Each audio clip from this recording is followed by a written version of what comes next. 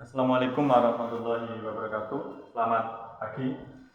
Saya Fastabikul Khairat dari kelompok 5 di golongan D ingin menjelaskan dan mempresentasikan tentang perkembangan IT di industri 4.0. Jadi pertama-tama IoT itu adalah sebuah ide yang sangat bermanfaat untuk manusia sudah dari abad ke-18.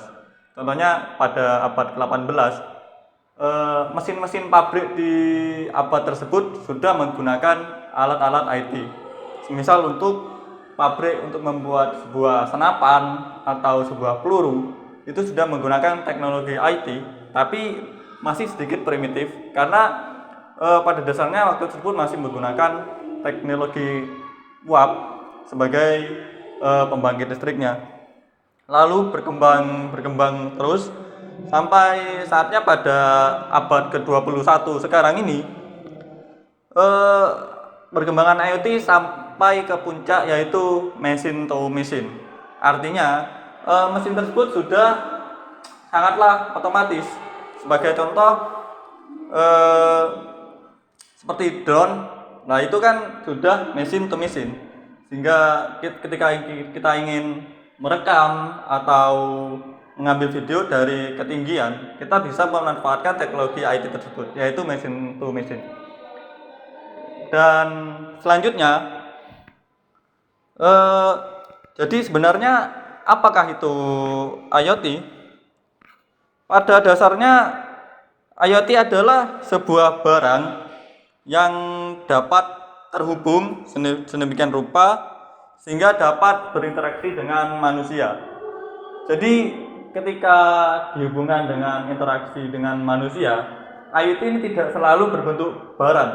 Bisa jadi IoT tersebut berbentuk sebuah software. Sebagai contoh kecilnya adalah sebuah website. Contoh website tersebut bisa termasuk ke sosial media atau pembayaran online, dan apapun yang hal tersebut dapat berinteraksi langsung dengan manusia, meskipun pada dasarnya ya tidak langsung karena tidak bertemu dari manusia ke manusia lain, tapi manusia tersebut dapat terhubung dengan bantuan IoT tersebut. Dan selanjutnya, bagaimana perbedaan pensisteman IoT pada zaman dahulu dan zaman sekarang? Ketika zaman dahulu, contoh IoT yang paling sering ditemukan adalah mesin soda. Karena seperti Coca-Cola dan Pepsi, pada abad 19 pun alat mesin soda tersebut sudah ada. Dan pensistemannya adalah statis. Jadi ketika program tersebut atau IoT tersebut sudah disetting, maka tidak bisa diubah-ubah lagi. Contohnya seperti mesin soda tersebut yang ketika sudah disetting tidak bisa diubah lagi. Jadi dia akan bekerja secara statis. Dan perbedaannya pada zaman sekarang adalah IoT sudah disetting melalui internet, jadi dia bisa bersifat dinamis. Contoh sederhananya adalah sistem pembayaran. Karena sistem pembayaran jika diproses atau diprogram secara statis dapat memicu yang namanya penghackingan atau peretasan. Oleh karena itu, sistem pembayaran sebagai contoh harus bersifat dinamis dan pensistemannya harus melalui internet. Karena seperti mesin ATM pun dia itu menggunakan sistem internet banking. Jadi agar sistemnya tersebut tidak mudah diretas, dan ketika mendapat masalah dia akan melakukan update secara otomatis. Seperti itu. Selanjutnya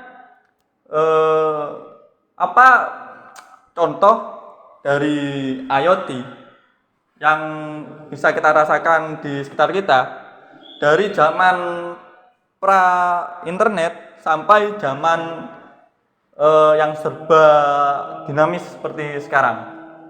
Contoh pada zaman pra-internet adalah telepon dan SMS.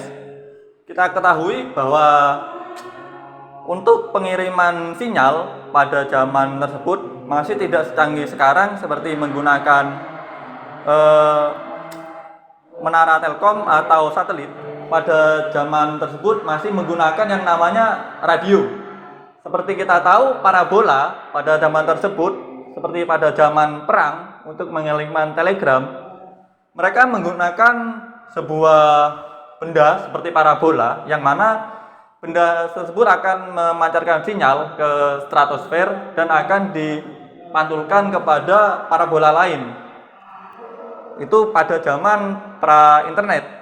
Tapi kalau zaman setelah internet, setelah adanya satelit dan menara Telkom, sekarang untuk perkembangan IoT sudah disistem secara otomatis oleh komputer dari programmernya, dan sinyal dan program tersebut dikirimkan melalui sinyal.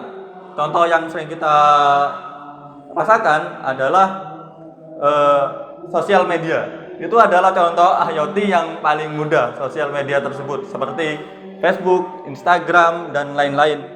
Dan yang paling bermanfaat dirasakan manusia adalah ya machine to machine seperti ATM banking atau barang lainnya seperti yang sudah bersifat otomatis. Dan selanjutnya yang terakhir adalah tentang pengimplementasiannya kepada manusia. Kenapa manusia memilih IoT sebagai alat bantu mereka? Dalam artian IoT bukanlah pengganti manusia, tapi sebagai alat bantu manusia. Karena IoT ini pada dasarnya bersifat lebih aman, lebih cepat, dan lebih praktis. Jadi IoT bagi perkembangan di kehidupan manusia ini sangatlah bermanfaat. Tapi juga harus digarisbawahi bahwa IoT bukanlah pengganti manusia dan hanya sebagai alat bantu manusia. Jadi seperti itu tentang presentasi perkembangan industri IoT. Di kesimpulannya bahwa IoT harus dimanfaatkan sesuai dengan kebutuhan dan secara legal, dan IoT tidak boleh digunakan untuk kejahatan seperti itu. Jadi terima kasih. Saya Pak Selamat siang.